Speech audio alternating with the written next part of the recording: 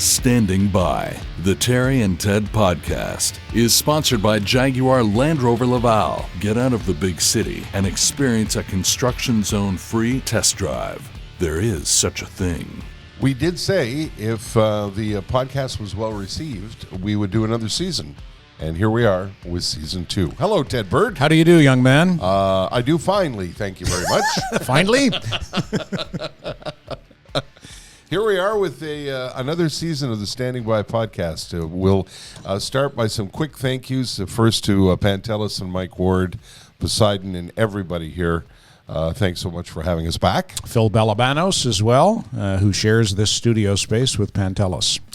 And we're thrilled that the folks at Jaguar Land Rover Laval said, yeah, we'd like to be the title sponsor again. Yeah, and they didn't hesitate. Adrian from Jaguar Land Rover Laval, who is their marketing director, I had a long conversation with her the other day, and they're excited to be back. There's a lot that they want us to tell you about them, and we will do that over the course of the season, including the new Range Rover's coming out, you know. Oh, really?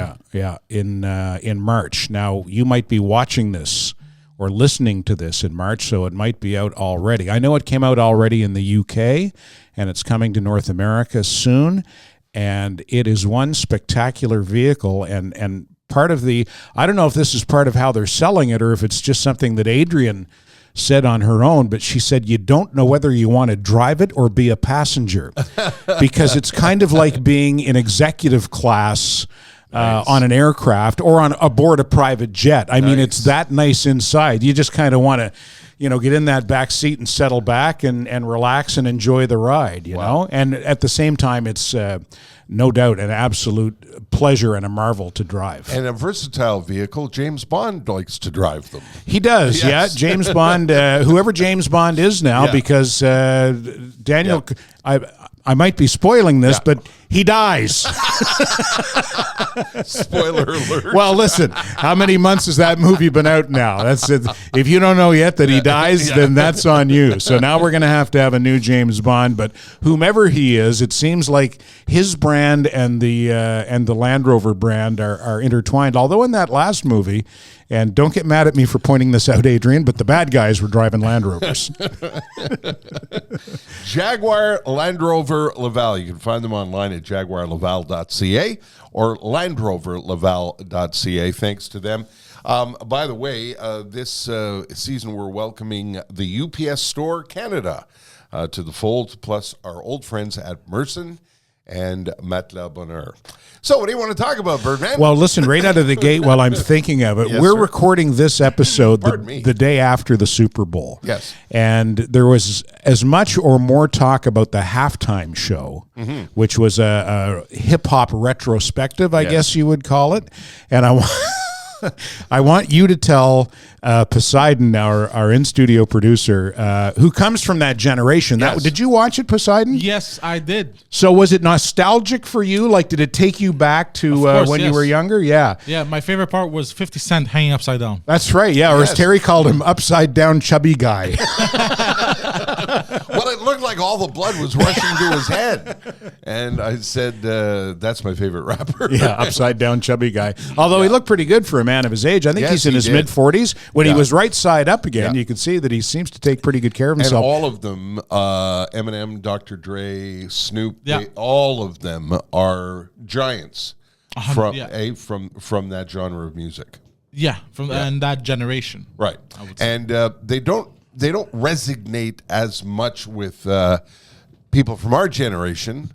And after the halftime show was over, Ted was online looking at different comments that people were making about how much they enjoyed it, and how it was memory lane and everything else.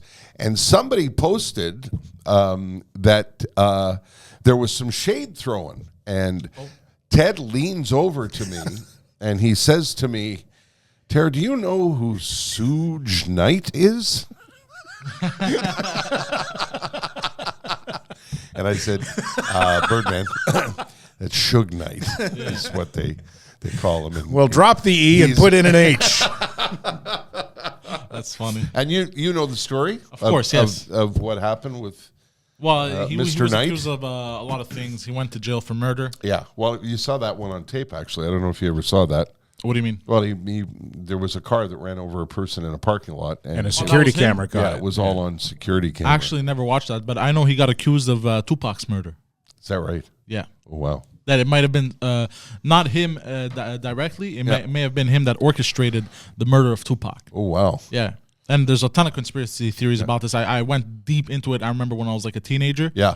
I went into all those demonic backwards songs from Tupac that it all had like secret messages and shit. Right. I couldn't sleep at night sometimes. Wow. I would go to bed at like 4 a.m. because I thought like demons were after me and shit.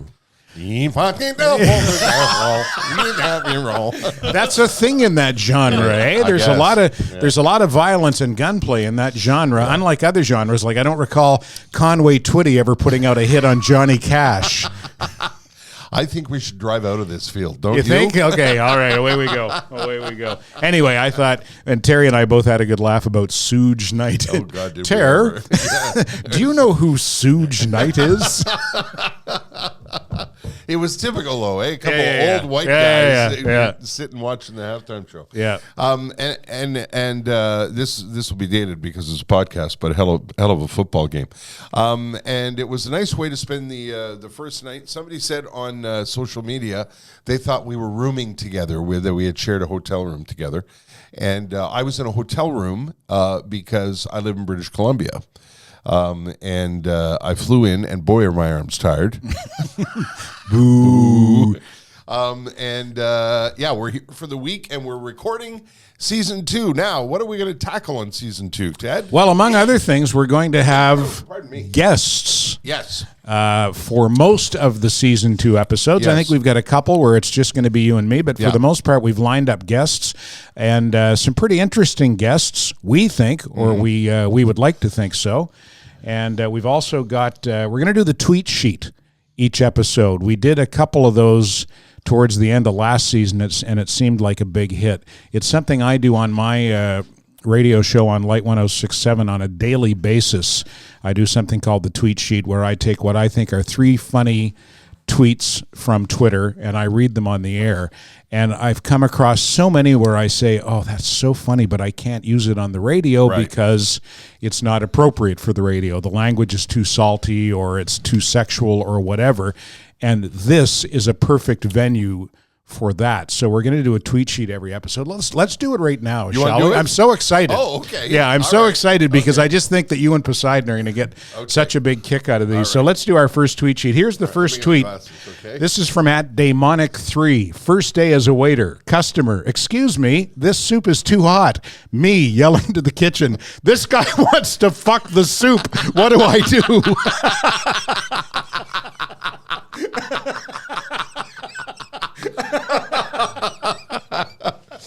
Well, thanks, Demonic 3. That's a good laugh. I can't use that on the air, obviously. No, you can't. Not on the radio. Okay. Yeah. Now the next one is not. That's gold. The next one is not inappropriate, but I think you'd like this from Growly Grego. Opens book. Yes. Well, if it isn't my old nemesis, Worms.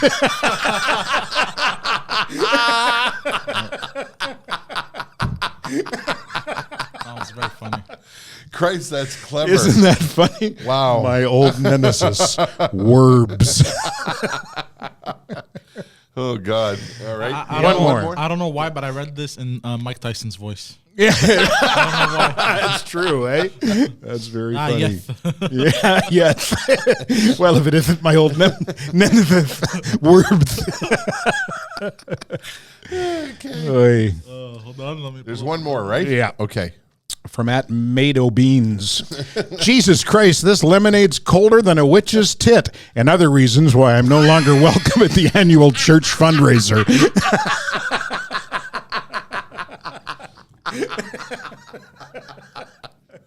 Now, that's what Twitter should be That's used right. for, Yeah. eh? Yeah. Good old hearty laughs. Well, listen, belly that's, laughs. you know, Holy shit. like the broader Wow. internet experience, I've said it a million times, Yeah. Twitter is the best and the worst of everything. The worst is people yelling and screaming at each other and wishing each other dead.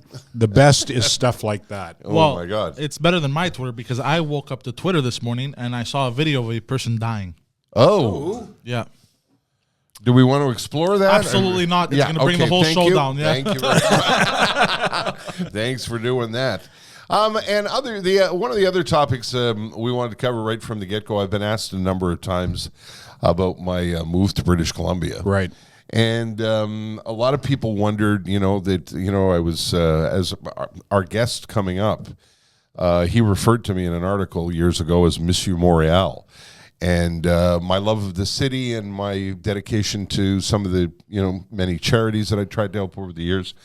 And how could I leave? It's where I was born and blah, blah, blah, blah, blah. I'm a man who likes new chapters, new adventures. Witnessed my trip to Calgary about 10, 12 years ago. I thought we'll give that a whirl when I was 50 years old. And I've always had an affinity in my heart for British Columbia. It's anybody who's been there will tell you it's a beautiful, beautiful place to live.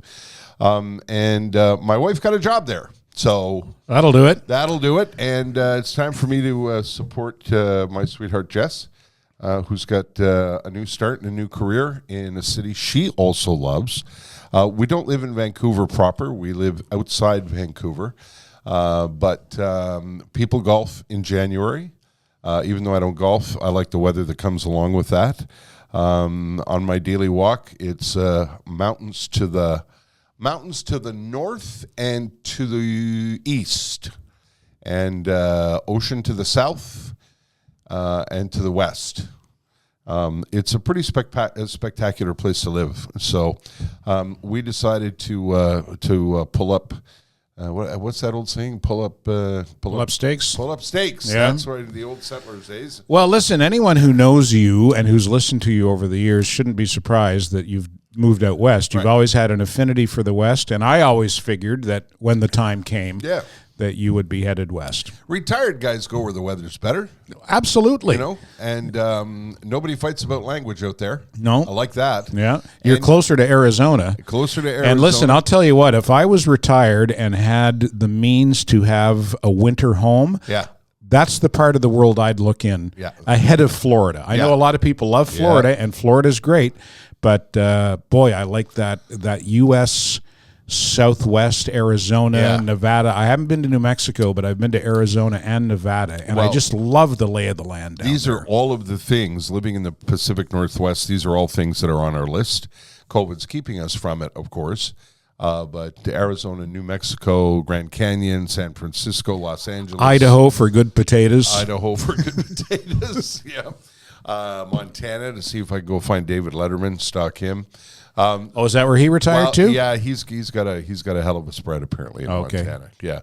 So anyway, that's the thing. I of course still, we record the podcast in Montreal, and I'm pleased to say Sun Youth has asked me to be one of the faces of their fundraising campaign. Oh, nice. For their new home. So you'll be seeing more of my punam and hear more about that in the coming weeks and months. Is their old home where we used to broadcast from on Saint Laurent, like Baron Bing High School area? We used to do those drive-through shows. Yeah, in the dead of winter. In the dead of winter when it was freezing cold, and Sid and all of the folks from Sun Youth would join us early in the morning, and we would curse and piss and moan as we got out of the car at 5:15, and it was minus 28. But we warmed up quickly, and we were filled with gratitude and joy by the end of it because, as usual, people that listen to the program were very, very gracious and giving. Yeah, and that's a terrific charity, Sun Youth, and a uniquely Montreal charity as well. I said to them right away, because the old location has been scooped up for a school. They're doing renovations. It's going to become a school again. The old Baron Bing will be a French school, of course. But the new location, they showed me the designs. It's absolutely beautiful. It's going to be a place where people will say, you know where the Sun Youth building is? It's going to be quite a big deal, and there's a big fundraising campaign coming for it. And when I said to them, I live in British Columbia, the folks at Sun Youth said, we don't care. You will always be a Montrealer, and we know people will listen to you when you ask for their help. So Oh, that's nice. Yeah, that was pretty exciting. So, and as far as other topics go, we Ted and I will. Well, we've got a couple of interesting things that we wanted to cover, but we just want to make it clear from the get-go. People have been asking us to comment on current events, and as we said in season 1, no. There are so many places you can go on the internet, on television, if you want a chatter about what's in the news. We want to try to be an oasis away from that. Yeah. At least an oasis away from the contentious issues. Yeah. And Terry and I are not necessarily on the same side of the fence on contentious issues. No. You and I could probably have a civil conversation. Well, this is the thing that I've been happy to talk about when people have asked me. People now in this current landscape expect you to be friends only with people that you're aligned politically with. In an echo chamber. Yeah. And that doesn't make any goddamn sense to me. And also, I don't, you don't, for me anyway, the way I feel about friendship and loyalty to old friends, you don't sweep that off the table with one fell swoop just because you don't agree with somebody's political opinions. And I'll tell you where I learned that was right here in Quebec, in Montreal, because I've told this story a bunch of times about having some amazing, rowdy, loud, passionate conversations with separatists at the same dinner table, who are yelling each other between, pass the wine, give me the salt. Yes, separatists, those kinds of angry conversations. And the night ends with, people on opposite sides of the fence giving you the two-cheek kiss and saying, God, that was fun. We got to do this again. Nobody hated anybody. And I think that changed with social media. It did. I think social media is overwhelmingly, and we talked about it a couple of minutes ago, it's the best and the worst of everything.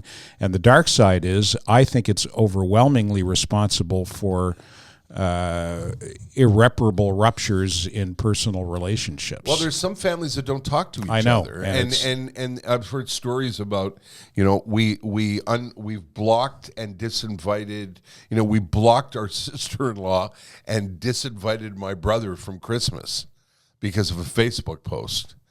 That's I don't know. That's probably not a tight family to be. Not my family, by the way. It didn't happen in my family, but I'm guessing those kinds of families aren't tight to begin with. But man, I don't get that.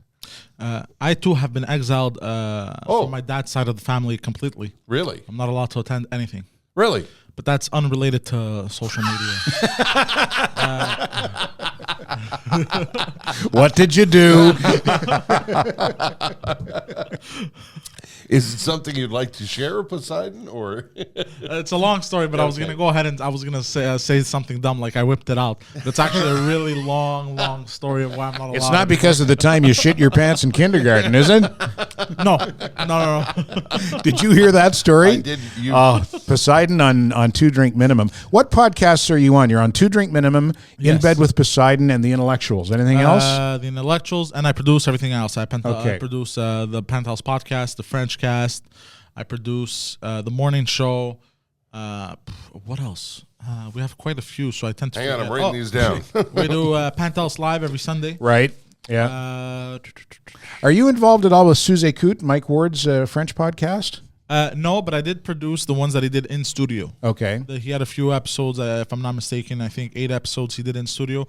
I produced those for him. It was a good time. What else? I think that's about it. Mike and Pantelis and Poseidon do 2 Drink Minimum, which for my money is one of the funniest podcasts out there. And I don't know, Poseidon, if you know the episode number right off the top of your head. It's from the last few weeks. And Poseidon told a story about being in kindergarten and shitting his pants in kindergarten by mistake. And of course, Mike and Pantelis. I suppose it's not something you do on purpose. Well, I think I'll shit my pants. Time for me to shit my pants. Which I also did, by the way. You guys don't know? No. Oh, for real? You don't? It's better I don't say the story. You're going to look at me differently. Okay. Well, the story that he tells on 2 Drink Minimum, it was from a January podcast, I believe, January 2022. Yeah, so it's in the 240s, early 240s. Yeah, I think around that. It's such a great story, and the best part of it is nobody laughs harder at his own misfortune than Poseidon. Like, he's beside himself with laughter recounting this story. And, of course, Mike and Pantelis are just sniping from the grassy knoll the whole time, right? It's one of the funniest podcast segments I've ever seen or heard. It's really worth looking up. Well, those podcasts are available wherever you get your podcasts, and you should look into them. And as I mentioned at the top of this one, we were kind of surprised and pleased by the number of people that looked in on ours. So thanks for that. We appreciate it. Yeah, and we owe Mike and Pantelis and Poseidon a huge debt of thanks as well for hosting us in their facilities. Yeah. So you heard I moved to British Columbia, Ted? I heard something about that. Yes, and at one point Jess turned to me and she said, "Oh, cripes, we forgot these dishes. What are we going to do? How are we going to get these dishes?" I said, "Relax. Go to the UPS store." And that's exactly what I did. And you know what they did there? They looked after everything for me, from the box to the packing popcorn to the taping up to the whole shooting match. A couple of days later, those dishes were in one piece and across the country. They're a new sponsor on They are. Standing By, the Terry and Ted podcast, and we thank our great and good and longtime friend, David Drucker, who is the chief cook and bottle washer at the UPS store, for getting on board. The upsstore.ca. I was speaking to David this morning, and he gave me a couple of notes he wanted me to share. Full service in a self-service world. That's very true. Yep, that's the UPS store mantra. A worldwide brand, locally owned and operated by franchisees in your community. If you want a franchise opportunity, go on their website, the upsstore.ca. Over 350 convenient locations in Canada and 5,000 in North America. Pack, ship, and print experts for all your personal and business needs.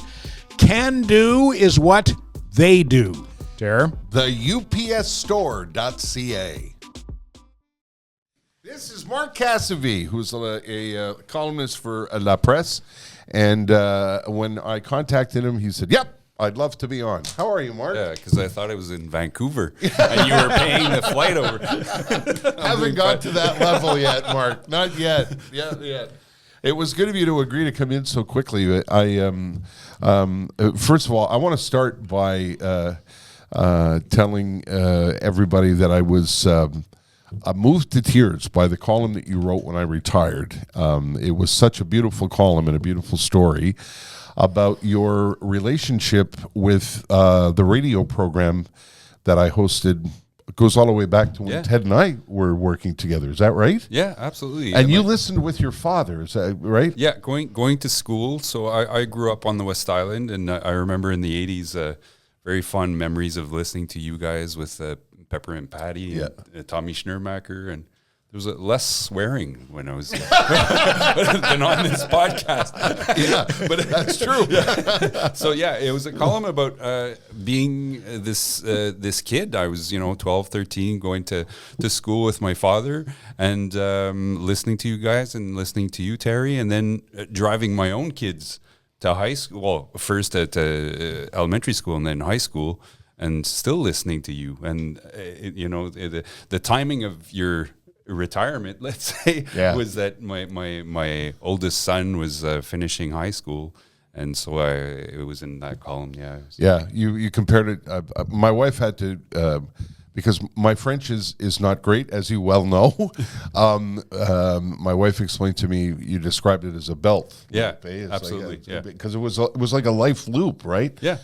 And it was such a wonderful story about the way life goes, right? It's you and your dad listening, and it also explained, how long I'd been doing it. You and your father listening when you go to school, and then you dropping off your kids.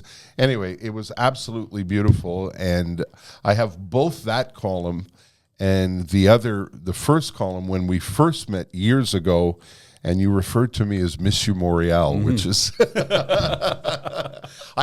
this is a question I wanted to ask you. I think there was still a print edition back then on Saturday. Yeah, I think so. And I think that column appeared in Saturday's paper. Is when you write the column, do you pick the headline or do they? Most journalists, I think, don't pick the headlines, but the columnists do. So Right. that was for me, Right. Monsieur Montréal. Yeah. And when you're writing something like the retirement column, can you describe the process? Like I read these columns and I think it's like your heart on the page. Yeah. Do you sit in front of the computer and close your eyes and just go?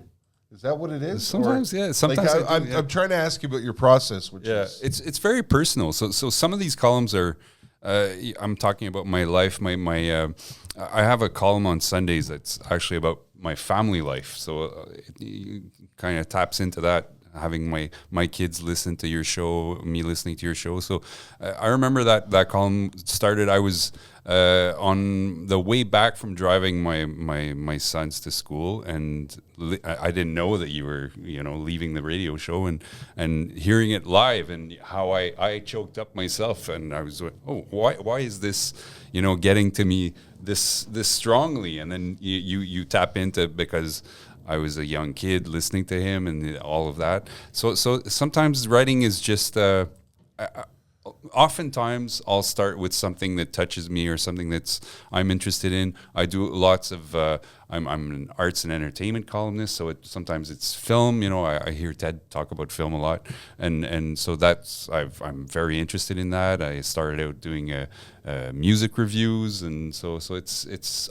But most of all, it comes from it comes from the heart, I guess. Did you always want to be a print journalist when you were a kid? I did. I did. I actually, when I was in grade 5 in Beaconsfield at Saint-Remy Elementary School, I started a paper that was called Presse primaire. Oh, wow. Yeah. I must have been 10. You were a publisher. Yeah. Yeah, and then I was always in, student papers when I was in high school and Cégep and university. So I always wanted the William Randolph Hearst of Saint Remy. Yeah, Saint Remy is where my daughter Allison. Is that right? Went to elementary school. It's always jarring when a guy with gray hair and a gray beard says, "I listened to you guys in high school." in 7th grade. Yeah. And back then, La Presse was and still is a massive newspaper. What led you into La Presse? How did you get in there? I always wanted to write for La Presse. You did. When I was in high school, I remember I was at my high school. We didn't have any classes on journalism, but I wanted to. There were visits to La Presse, and you could. So I teamed up with this high school in Laval. Actually, and one of the counselors at school said you can go with this. I remember it was Saint Maxime's in Laval, and we visited La Presse. So I was 16 or 17, and I still have, the ruler with La Presse written on it and all that. So I wanted. It was like it was a dream come true when I came. It must have been, because I remember as a kid, when my dad would take us downtown, the Forum would make my eyes pop up, and then I'd drive by the Gazette, and there was that big Gazette sign on Saint Jacques, and then the big La Presse sign on the side of the building, and it was like, wow, this is where it all happens. Yeah, this is where everything exciting happens. The Forum had the same effect, because I was born in Gaspé, and we moved. We lived a year or two in Westmount, near. I went to Saint Léon. I was in the same class as Rufus Wainwright. That's my claim to fame. Yeah, cool. And so we would. I'd been watching the Habs, Guy Lafleur era in Gaspé when I was a kid, and then walking distance to the Forum was like flabbergasting. Yeah. Wow. Mark, were there columnists or other newspaper writers who inspired you or who you aspired to be like as you were approaching the beginning of your career or early in your career? Yeah, absolutely. Pierre Folliat, I don't know if you've... I remember him. Yeah. Pierre Folliat, he's retired now, but he was a big influence on many columnists in Quebec, because I think he was one of the first. He was interested in giving his own take, something that was more personal. A lot of it was inspired by Californian and new journalism and gonzo journalism and all of that. So I was reading Rolling Stone, but in Quebec, Pierre Folliot was probably the main influence. Yeah. Oh. Interesting. I was going to ask you about, and we had talked about this a little bit before the podcast, about your preparation process in the current lay of the media landscape. And it occurred to me when Terry said something about when there used to be a print edition of the Saturday La Presse. Is there any print edition of La Presse anymore? I don't think there is. So is there? No, it's all online. Well, it's online, and we have a digital edition, so it comes out every day as if it was a. What's the difference between online and digital? So digital, you get it on your iPad or on any sort of a pad like a not only Apple, and so it's I think it's been more than 5 years that we don't. One of the last times that there was a Saturday edition was when I interviewed you. It must have been 6 or 7 years ago, and now we're on this digital edition. It doesn't change much for me. Right. You're writing.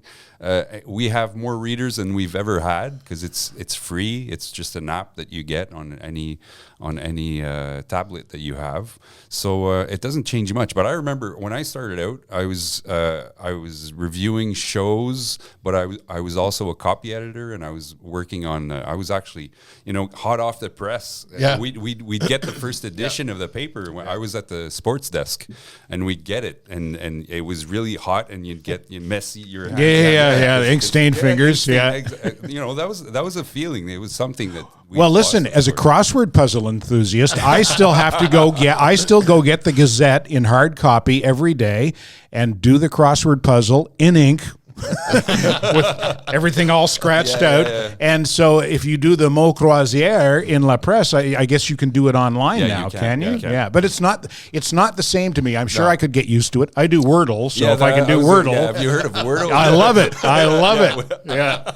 Well, at the time, it was quite not controversial, but it was big news because it took a lot of courage. La Presse was the first one to do it, to say, "See, too, that's it. We're not going to put a printout edition anymore." And I remember a lot of people said, "Oh, that's a big mistake," but it wasn't. It wasn't a big mistake. I don't think it was a mistake. It might let it be free. There's the debate's still out on. If the jury's still out on.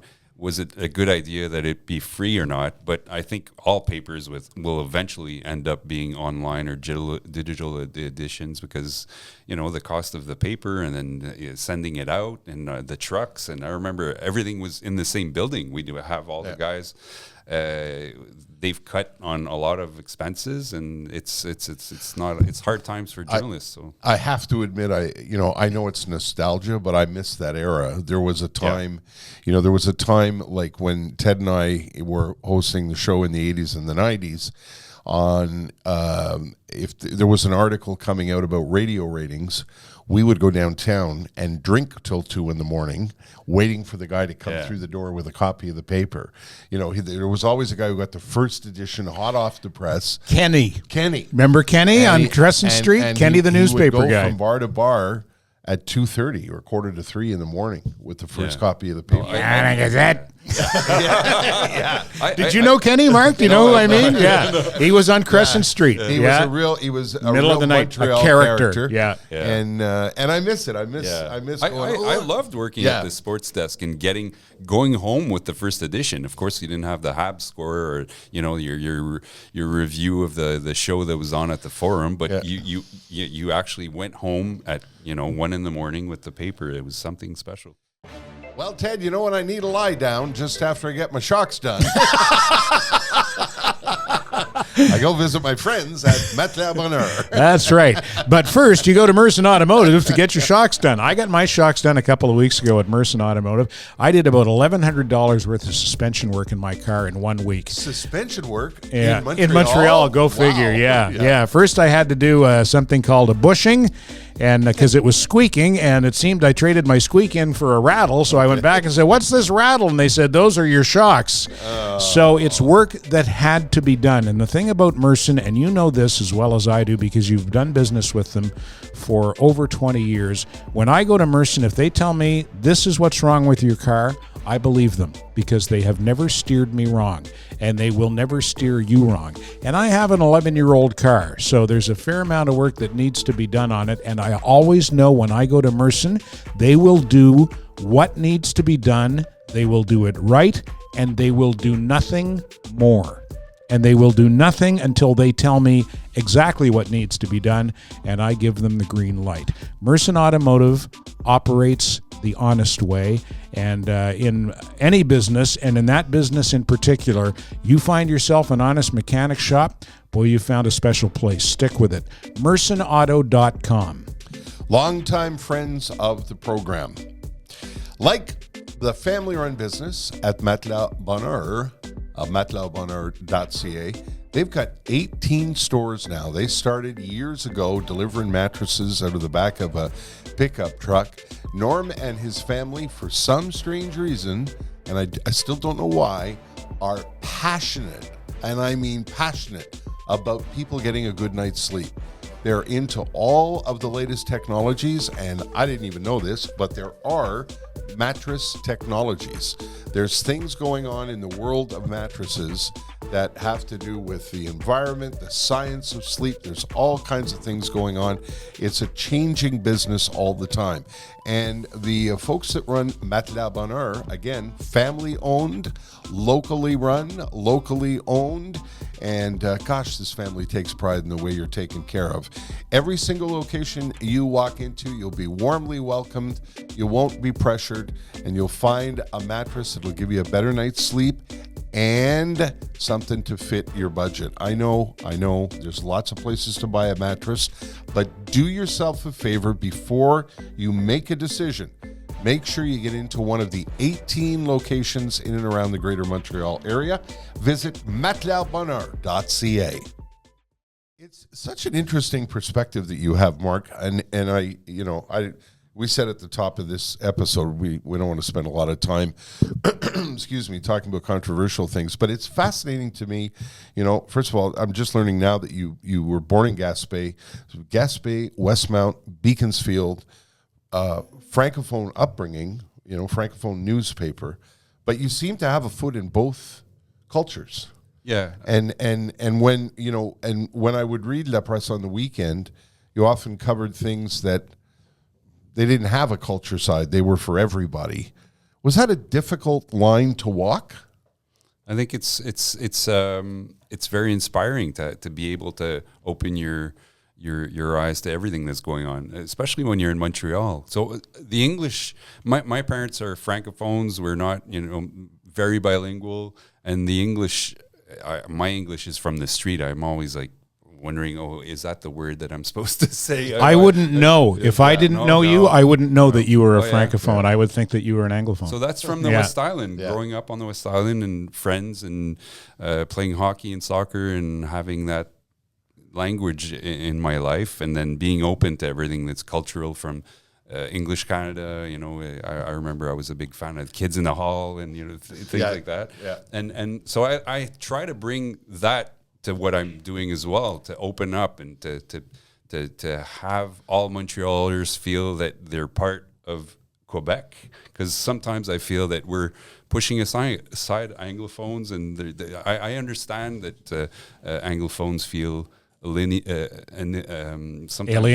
Yeah, exactly. But you know what? I don't. No, I don't, and I haven't for a long time. And it seems to me like language hasn't been an issue for a little while. It seems to me. I confess, I do, and I have felt that way. I think when you first called me, Mark, when we spoke in NDG, I'm not ashamed of it, but embarrassed by it when I said to you, my French is not very good. And you said, yeah, well, I speak English, so it's like, we should be all right. Well, we'll be fine. And I was like, oh, wow. And I was wondering, do you get any pushback? Does anybody say, qu'est-ce qu'il y a avec le gars de Chaume? That's English. Why are you covering that? Sometimes, you'll get those hardcore nationalists. I actually wrote a book which is called Mauvaise Langue, bad language, or about being my upbringing and being open to bilingualism and not understanding when hardcore nationalists they're so opposed to people it's supposed to be that if you learn other languages, Yes. it's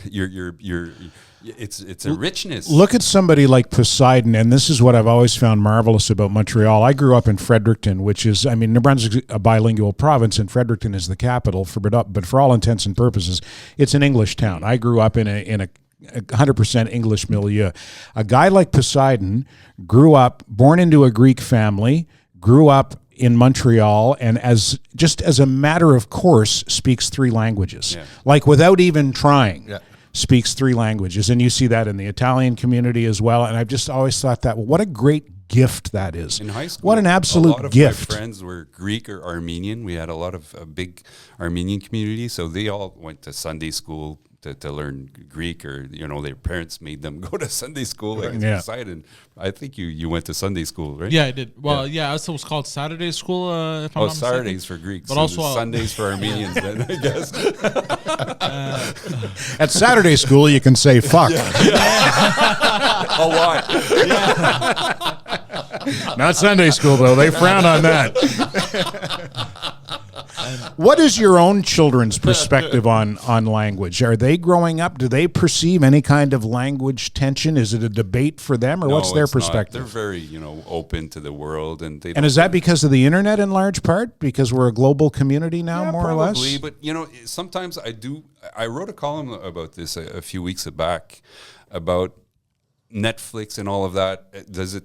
How it conveys this world culture, and sometimes Quebec or Francophone culture might get lost in all of that. And sometimes I wonder if my kids will be interested in Quebec Francophone television or Quebec or French music.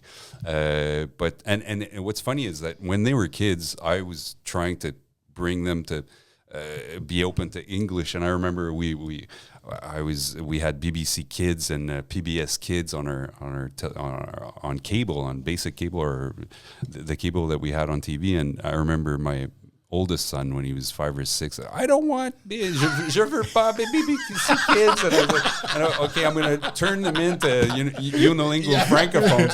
But now, because of watching films and I actually was working on homework with the youngest one this weekend, and he was writing in English, and I thought, he's better than I was ever. I'll ever be. Yeah, so that's good. And their mother is. She speaks 4 languages. Wow. She's from Middle Eastern descent, and so they're open to all of that. It's the world. So that's great. It's absolutely fantastic. I've experienced. I married a francophone from Saint Agathe, and I live in British Columbia now. And Jess was. I went home the other day, and she was watching LCN, and I said, what LCN is, for people who don't know, it's like the news world, the news channel in French in Quebec. They have more resources, more reporters. They spend more money on their coverage. They have real journalists. They have a helicopter, reporters who are older than 16. They really, really, they do a great job covering, and we wanted to see what was happening across the country, and LCN is covered across the country, and it's nice. It's nice to watch. It's nice to have the gift of being able to watch Tout le monde en parle and Kids in the Hall. Yeah. You know what I mean? And understanding what both things mean to both cultures. Yeah, I grew up watching Rocky Belles Oreilles, RBO, and Kids in the Hall. Yeah. So I had Canada, and I'll admit this because you talked about it at the beginning of the show. I actually voted yes at the referendum, and I probably would vote yes again. Is that right? I would. Really? Yeah. That's fascinating to me. That's not an admission. We're not going to throw you out until the cameras are off. There's not going to be another referendum. Well, no. And Ted and I were just saying, Ted and I are, we don't align politically, but we've been friends for 40 years. And what really sad to me is today, people don't talk to each other if they don't have this, if you don't agree politically, I don't want to talk to you. The echo chambers. The echo chamber is exactly what Ted called it. I said, I learned that here in Quebec. One of my favorite things used to be dinner with a bunch of separatists.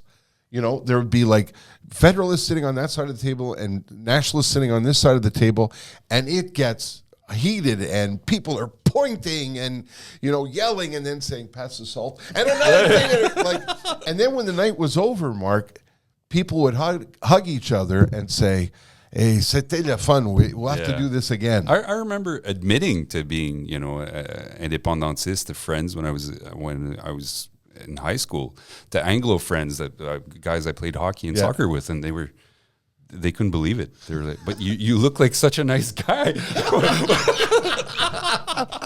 So let me ask you this: now that we're talking about it, what do you think Quebec would gain? Well, I think it's something. It has to do with staying alive and surviving in this environment where, as a culture, where everything is globalized, everything is in English, and you wonder if future generations are going to learn French. Or my sister has lived most of her adult life in BC, and I hear her French disappearing. You do, eh? Yeah, I do. Yeah. So I wonder, will we culturally survive as this small place? We have until now, so maybe, it's not. Do you think the protections that have been put in place since 1976 are enough? Well, they were enough. They've been very important. I think if we hadn't had Bill 101, I think French would. And they've been strengthened recently. Yeah. So if they, and then I don't want to get into politics, but then with the La CAQ and all that, and English and CJ, I'm not sure about that. I think protection is strong, but then probably for the long run, I would vote yes again. But you also just said there's not going to be another referendum. You never know, but it's certainly there's nothing on the horizon, is there? No. Like, is there anyone who's really strongly championing the cause these days? Even the PQ, are they? And they've have 8%, I think, voters behind them. It's it's a romantic idea for some people, and then when you see who you're aligning with, you see some people that the hardcore nationalists, and you're like, am I still, do I still agree with this idea? But aren't there going to be elements in any political movement that you disagree, that you believe in, that there might be certain elements within that movement that you're not necessarily completely on board with? I think that the strongest, the people you hear the most are the extremists. So you're sure. Yeah. So sometimes they make the most noise. Yeah, they make the most noise. So sometimes I let's talk about bunnies. Let's go back to the Oasis. Just one more question. Did you feel, for example, Ted and I worked at the Mix. We worked at Shom. These were Anglophone institutions. Did you kind of dial over quickly and not tell anybody because it was an English station, or did you feel a sort of a, not a battle, but I shouldn't be encouraging that? I'd be more ashamed that on Mix 96 some of the music was playing. Because I know you're a real rock fan. I'm a rock fan. Yeah. No, well, I think that speaks to his professionalism, that he made that move and pulled it off. And actually, we had our best ever ratings on Mix 96. Well, we beat Howard Stern when we were on Mix 96. But it wasn't a conflict for you. No, it wasn't. No. And my francophone friends were from the West Island when I was a kid, so they were open to that. We were listening to Shom. Today I don't listen to Shom that much. Sometimes, but I'll listen to the CBC. I'll listen to Radio Canada. I'm all over the place. It's not. It's something that's enriched me to speak. I wish I spoke more languages. I love that. It's one of the things that I've always loved about Quebec is when you sit with somebody who says, "Yep, I'm a nationalist, but I feel enriched by everything around me." That's vraiment Montreal. Well, listen, predominantly Montreal audiences helped put some pretty big bands on the map, like Supertramp. Yeah, absolutely. Predominantly Francophone Montreal audiences, lifted a band like Supertramp to the next level. Well, they'd play a club in the States, 200 people, and then they'd come to Montreal and fill the Forum. Roger Hodgson, Peter Gabriel, Krista Berg is another one. They all make sure, Sting, they all make sure when they come they speak French. Yeah. And they speak French to the live audience, and usually just French. and it's a sign of respect. I remember when I wrote that column on you when you retired. Yeah. that 40% of your audience, I think, were francophones. Yeah, I was, that might even be a conservative estimate. I have to tell you something. I take a great deal of pride in being able to say that a good chunk of my audience were francophones, and some of the letters I got from francophones, a lot of the letters I got made me cry, and I got over 1,000 letters, people telling me stories, and a lot of the notes were from francophones who told me they learned how to speak English by listening to me, and that puts a lump in my throat. And I chose, when I left that day, it was, I thought for weeks about what my last song would be, and that's why I chose a harmonium song, because I was always proud of the fact that we were able to bridge that divide.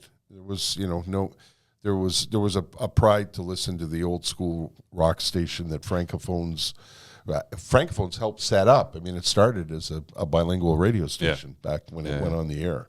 So, what's your take on the future of journalism and legacy media? Yeah, legacy media. The New York Times, La Presse, Gazette, Toronto Star. The Daily News, the LA Times.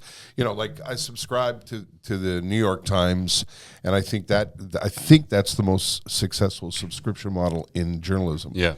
Where do you think it's going? Well, the Times, actually, their subscription went up, has been going up. So these big media players, I think when there's fake news on one side, then you need to have these media outlets where that the information that's there is credible. So I think big media organizations are going to survive if you have a name, if you have a reputation, and then there's so much to choose from. But then you'll go back to these New York Times, and I was going to speak French. La Presse might not be the New York Times, but on a Quebec scale, it sort of is. One of the quality. Well, it's paper. a go-to source. Yeah, it's a go-to source, and I think those will survive. We actually have more readers now than we did 10 years ago when we were on paper, because it's easier to read us, I guess.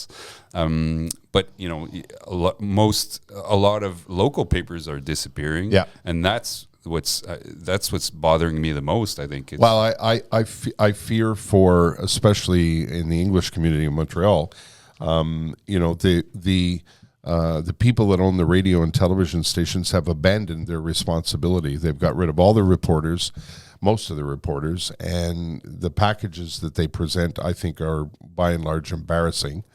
And there's, for just as a small example, no one covers City Hall anymore. Yeah, there's no reporters at City Hall asking about budgets and whatnot. And I think that doesn't bode well for society. I think you need the resources. You need a team of. When you were at CFTR, how many reporters? This is how much the radio landscape has changed. When I started at CFTR in Toronto, it was a top 40 music station. There were 25 people in the newsroom. Wow. In the newsroom at a top 40 music station. It's now the biggest all-news radio station in English Canada, and I'll bet you they don't have 25 people on air in total. Yeah.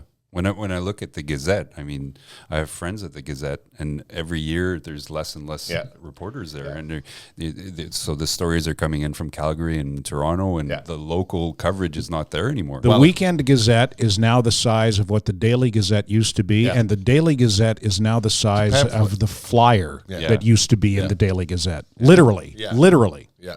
Strange times. Mark, thank you. Thank you for doing this. I was really glad. I was so glad you came in, and it was fun to talk about the different things we talked about. It's fascinating to get your perspective. So thank you very much. Thanks for having me. And that's it. Standing By, the Terry and Ted podcast, is sponsored by Jaguar Land Rover Laval, where the luxury is unmistakably British, but nobody wears a top hat or a monocle.